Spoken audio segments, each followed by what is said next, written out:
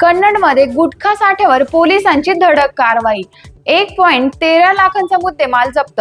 कन्नड शहर पोलिसांनी प्रतिबंधक गुटखा व तंबाखू विक्रेत्यांविरोधात मोठी कारवाई करत 1,13,550 किमतीचा मुद्देमाल जप्त केला आहे. बुधवारी म्हणजे 17 जून रोजी करीमनगर परिसरात ही कारवाई करण्यात आली. या घटनेमुळे शहरात पोलिसांचा कडक बंदोबस्त असतानाही गुटख्याची तस्करी आणि विक्री सुरू असल्याने पुन्हा समोर आले आहे. पोलिसांना मिळालेल्या गोपनीय माहितीनुसार पोलीस निरीक्षक रघुनाथ सानप यांच्या मार्गदर्शनाखाली सहाय्यक पोलीस निरीक्षक सतीश दिंडे, सहाय्यक फौजदार नासेर पठाण तसेच पोलीस कर्मचारी सुलाणे, चव्हाण आणि बर्डे यांनी खासगी वाहनातून करीमनगर येथे छापा टाकला.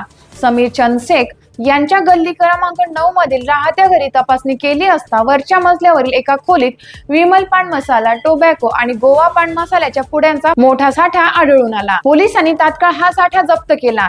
जप्त केलेल्या मालाची किंमत 1,13,000 रुपये 550 इतकी असल्याचे सांगत या प्रकरणी समीर चंद खान यांच्या विरोधात गुन्हा दाखल करण्यात आला आहे.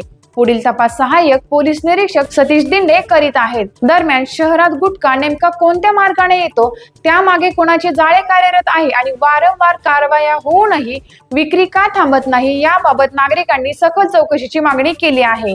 टाइम्स ऑफ महाराष्ट्र साठी छत्रपती संभाजीनगर प्रतिनिधी संतोष खाजेकर यांचा रिपोर्ट.